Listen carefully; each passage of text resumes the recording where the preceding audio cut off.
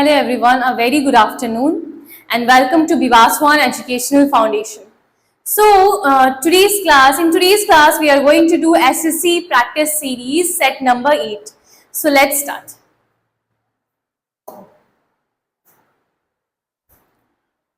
So this is our question number 1. Question number 1 में लिखा क्या है, क्या चीज पूछा गया है?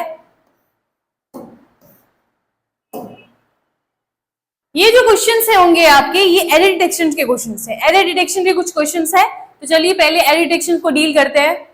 You must avoid riding in a crowded bus. You must avoid riding in a crowded bus और travelling in a metro during rush hour as both are quite unpleasant experiences. इस ये वाले जो क्वेश्चन है, ये वाला क्वेश्चन में कहां आपको एरर दिख रहा है, मुझे बताइए। You must avoid riding in a crowded बस। एरर डिटेक्शन क्वेश्चन सॉल्व करने का सबसे बेस्ट तरीका क्या है? आप जितने भी एक सेंटेंस है उसको तोड़ तोड़ के पढ़ा करो, तोड़ तोड़ के पढ़िए, फिर आप आइडेंटिफाई कीजिए कि किस पार्ट में एरर हो सकता है। यू लिखा हुआ है, यू मस्ट, ठीक है, you must avoid riding in a crowded bus और लगाए आर्टिकल क्राउडेड बस के लिए, ठीक है, यहां तक तो ठीक लगा। आगे देखते हैं। और ट्रैवलिंग इन अ मेट्रो, ये तो छोटा सा है ना, यहां देखते हैं क्या कुछ मिल सकता है क्या? और ट्रैवलिंग इन अ मेट्रो, यहां पर भी एक मेट्रो की बात की गई है, इसलिए यहां पे आर्टिकल अ का यूज किया गया, ठीक है। ड्यूरिंग रश आवर, यहाँ पे ड्यूरिंग रश आवर, ये भी ठीक लग रहा है। आगे देखते हैं। As both are quite unpleasant experiences, as both are quite unpleasant experiences. यहाँ देखो, यहाँ क्वाइट की स्पेलिंग क्या है? ये जो क्वाइट है, दो तरीके के क्वाइट होते हैं, एक होता है QUIET और एक होता है QUITE, राइट? इन दोनों में से यहाँ पे कौन सा क्वाइट हमें चाहिए? सबसे पहला वाला जो क्वाइट है उसका मतलब क्या होता है? शांत रहना, टू बी क्वाइट। अगर मैं आपको बोलूंगी बी क्वाइट, इसका मतलब हो जाएगा शांत रहो। यहाँ पे कुछ शांत रहने वाली बात नहीं की गई। यहाँ पे क्या बोल रहे हैं? As both are quite unpleasant. दूसरा वाला क्वाइट चाहिए हमें, फर्स्ट वाला क्वाइट नहीं चाहिए। तो यहाँ पे क्या होना चाहिए? QUITE, ये वाला क्वाइट हो जाएगा। इसका साफ साफ मतलब है कि थोड़ा बहुत हमें इसको शांत नहीं चाहिए था, ठीक है। तो ये स्पेलिंग्स में हम जनरली बहुत मिस्टेक्स करते हैं, तो ये चीज आपको ध्यान में रखना है। चलिए, किस पार्ट में एरर था आपका? Quite option number this one, option number C, right? Option number C will be your correct answer. Let's see question number 2। Had you not reached in time। अब had you एक तो छोटा सा statement है, तो यहां पे तो नहीं होगा। had you not reached in time, time में तो नहीं पहुंचा है, ये बोला जा रहा है। we will have lost our lives, we will have lost our lives। अगर तुम टाइम पे नहीं पहुंचे होते, we will have, अगर तुम टाइम पे नहीं पहुंचे होते तो हमने हमारा लाइफ खो दिया होता। अगर तुम टाइम में नहीं पहुंचे होते, तो ये कौन सा टेंस में है? ये आप देख सकते हो हैड लिखा हुआ है, तो ये क्या है? पास्ट परफेक्ट में जा रहा है। तो अगर ये चीज पास्ट टेंस में जा रहा है, तो जब पास्ट परफेक्ट होता है तो उसके बाद क्या आना चाहिए? हैड। ये स्ट्रक्चर आपको एग्जाम में बहुत देखने को मिलता है। हैड प्लस वर्ब का थर्ड फॉर्म अगर एक पार्ट में दिया गया है, तो दूसरा पार्ट में हमेशा यही होता है, वुड हैव आपका होना चाहिए, वुड हैव आपका होना चाहिए। तो यहां देखिए, वी विल नहीं होगा, वी वुड हैव आपका सही आंसर हो जाएगा, ठीक है। We would have lost our life. तो ये स्ट्रक्चर आपको हमेशा ध्यान में रखना है। हैड प्लस वर्ब का थर्ड फॉर्म, तो सेकेंड वाला पार्ट में आपको would plus have plus verb का थर्ड फॉर्म लगाना होता है। Question number 3, the wood cutter felled some trees. जो वुड कटर है वो गिरा दिया सम ट्रीज को with hardly many effort at all. बहुत ही सिंपल सा सेंटेंस यहाँ पे दिया गया है। इस सिंपल सेंटेंस में आंसर कहाँ पे होगा, कहाँ पे आपको लगा कि एरर है? यहाँ पे आपने यहाँ तक देखा तो आपको कुछ एरर नहीं मिला। सम ट्रीज में कुछ एरर हो भी नहीं सकता है, विथ हार्डली में भी कुछ नहीं हो सकता। बट एक चीज अगर आप देखोगे, हार्डली के बाद मेनी लिखा हुआ है। हार्डली एक ऐसा वर्ड होता है जो एक नेगेटिव टोन कहलाता है, तो हार्डली के साथ नेगेटिव कुछ आना चाहिए। यहाँ पे नेगेटिव क्या आएगा? यहाँ पे एनी आना चाहिए। हार्डली के बाद आपका एनी आना चाहिए। एक चीज ध्यान देना है आपको, हार्डली, स्कार्सली, रेयरली, बेयरली, ये सब के साथ आपका आना चाहिए व्हेन। ठीक है, इनके साथ आपका आता है व्हेन, और एक होता है नो सूनर, इनके साथ आना चाहिए देन। तो ये रूल भी आपको ध्यान में रखना है। नो सूनर के साथ देन आएगा, और हार्डली, स्कार्सली, रेयरली, बेयरली के साथ आपका व्हेन आएगा। ठीक है, एक तो ये रूल आप ध्यान में रखो। साथ ही साथ ये चीज ध्यान में रखना है, नो सूनर पॉजिटिव होता है, और ये जितने भी वर्ड्स मैंने लिखवाई वो होते हैं आपके सारे नेगेटिव वर्ड्स हैं। तो अगर ये सारे नेगेटिव है तो इनके साथ भी नेगेटिव ही कुछ आना चाहिए। तो दिस वाज द रीजन जिसकी वजह से मैंने यहाँ पे मैनी को हटा के यहाँ पे एनी लगा दिया।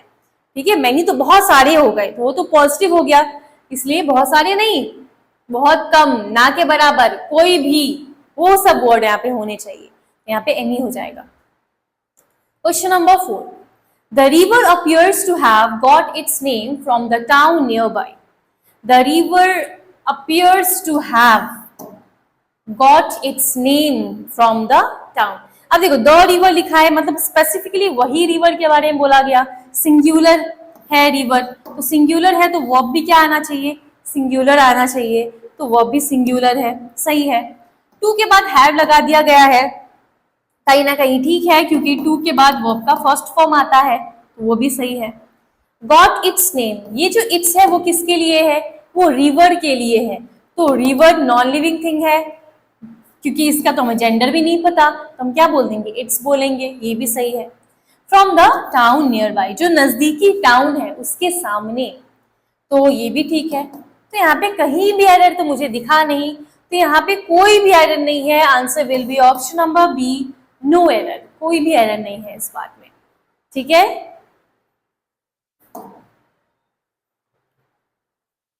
Next question number 5, select the wrongly spelled word. अब पैटर्न चेंज हो गया। नेक्स्ट क्वेश्चन जो है ये हम आपको बताना है कि किस वर्ड में आपका रॉन्गली स्पेल्ड है। मतलब आपके पास 4 ऑप्शंस है, 3 है जो सही है, एक जो है वो गलत है। वो एक कौन सा है? फास्टिडियस। देखो, फास्टिडियस का मतलब क्या होता है? फास्टिडियस मतलब होता है बहुत ही ज्यादा डिटरमाइंड हो सकती है, क्यूरियस बोल सकते हैं फास्टिडियस।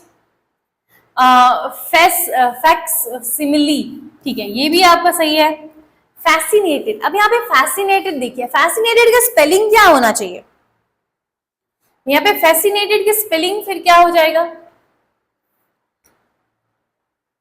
आप एक लेटर मिस कर रहे हो यहाँ पे, कौन सा letter? C letter.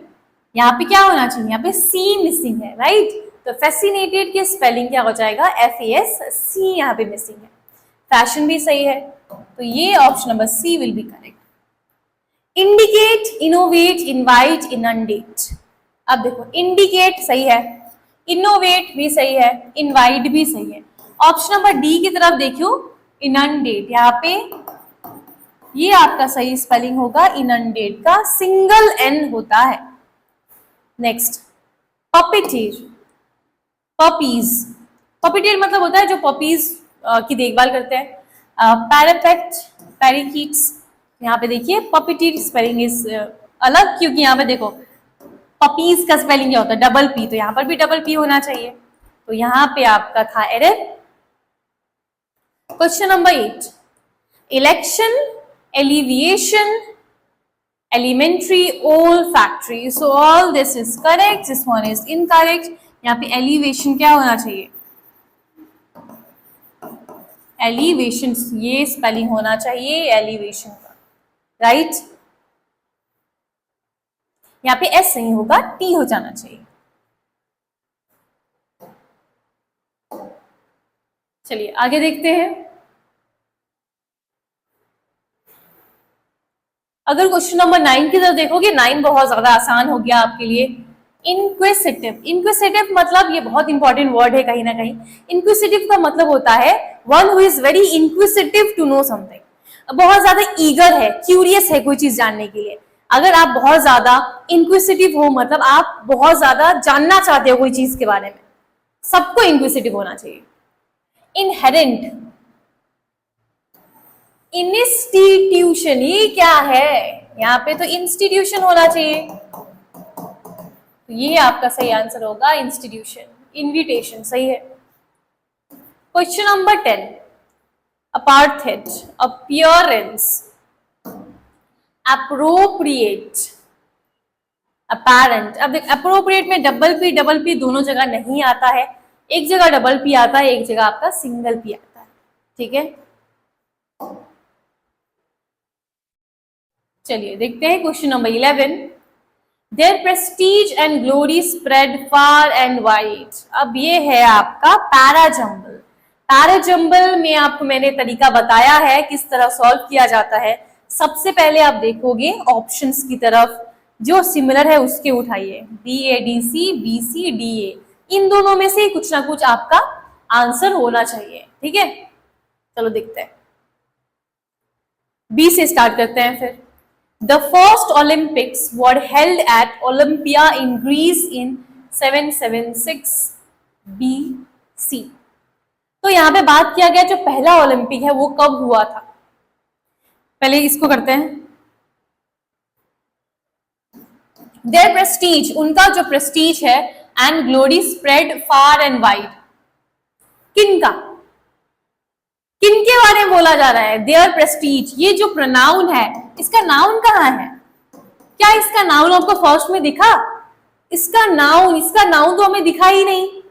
The first Olympics were held, पहला ओलंपिक वहां हुआ था। अब यहाँ पे कोई लोग के बारे में तो नहीं बोला जा रहा जो यहाँ पे देयर लिखा हुआ है, यानी ये कैंसिल हो गया। आपका सही आंसर होना चाहिए ये, क्योंकि स्टार्टिंग स्टेटमेंट ही हमें पता चल गया कि बी है ना। देखिए, तो फर्स्ट ओलंपिक हुआ था आपका इतना में, फिर उसके बाद यहाँ पे लिखा गया है इट वॉज बिकॉज, ये क्यों हुआ था, बिकॉज जो क्रिश्चियंस थे ये बिलीव करते थे that they encouraged pigeon worship in temples. तो यहाँ देखिए क्रिश्चियंस जो है, क्रिश्चियंस यहाँ पे नाउन का रोल प्ले कर रहा है, और इसका जो नाउन का ये प्रोनाउन कौन सा हो जाएगा, देयर आपका यहाँ पे प्रोनाउन हो जाएगा, ठीक है। यानी बी सी के बाद ए आना चाहिए, नहीं बी सी के बाद, हाँ ठीक है ये भी चलेगा, क्यों बाकी सब ऑप्शन तो है नहीं, बी सी। देखते हैं बीच में कुछ ना कुछ यहाँ पर भी बोला जाएगा क्रिश्चियन के बारे में। However with the advent of Christianity, तो मेंशन तो किया ही गया है, तो हम बोल सकते हैं बी सी डी ए, ठीक है। देखते हैं हमारा question number 12, they also visit ailing friends and relatives और attend to personal matters even during office hours.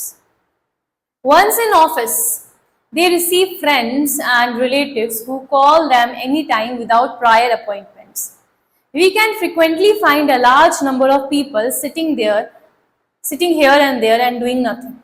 Even those who are employed often come late to office and leave early unless they are forced to the punctuation.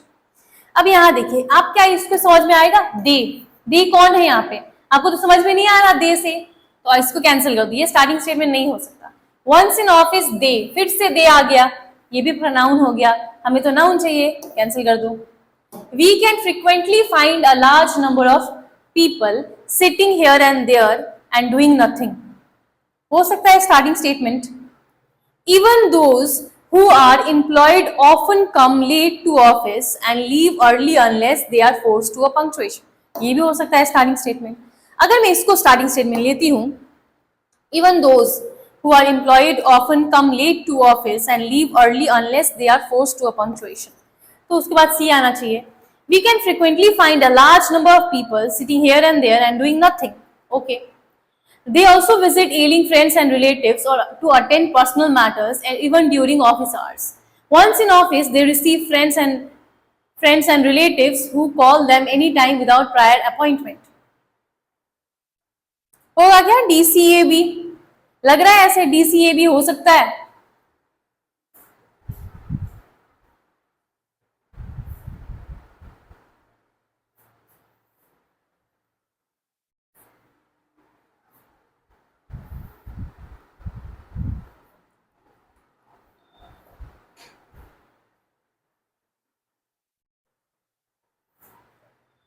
तो यहां पर देखिए, ये तो हमारा है ही नहीं, राइट? यहां से तो स्टार्ट होगा ही नहीं क्योंकि ये आपका प्रोनाउन है, इसको हटा दीजिए. बचिए आपके पास सी और डी. अगर आप देखते हो सी वाले उठाते हो यहां से कि we can frequently find a large number of people sitting here and there and doing nothing. Okay. Even those who are employed often come late to office and leave early unless they are forced to punctuation. पर sentence formation सही नहीं हो रहा है, उल्टा हो जा रहा है सेंटेंस, है ना? यानी सी तो नहीं होगा, ये आपका सही आंसर हो जाएगा DCA. Question number 13. These baits were temptations that people couldn't resist. These baits cannot be a starting statement. He evolved a theory that the world was a rat trap. He cannot be starting statement. Pronoun है. Once a peddler sat looking at his rat traps. अब यहाँ पे लिखा है peddler के बारे में, हो सकता है starting statement. Here people lay baits for others. Here starting statement नहीं होगा. साफ साफ मेंशन किया गया है C आपका starting statement होगा. इसको हटा दीजिए, कैंसिल कर दीजिए. Now you are left with two things, that is CBDA and CADB. Let's see. Once a peddler sat looking at its rat trap. एक बार क्या पेडलर रैट ट्रैप्स की तरफ देख रहा था. He evolved a theory. अब देखते देखते उसने एक थ्योरी सोचा, that the world was a rat trap. दुनिया भी तो रैट ट्रैप है. तो सी भी आपका पेयर फॉर्मेशन हो रहा है. फिर उसके बाद here people lay baits for others and these baits. यहाँ पे baits लिखा है और ये these baits यहाँ पे लिखा है, मतलब डी के बाद ए आना चाहिए, which is in option number A. तो यही आपका सही आंसर है.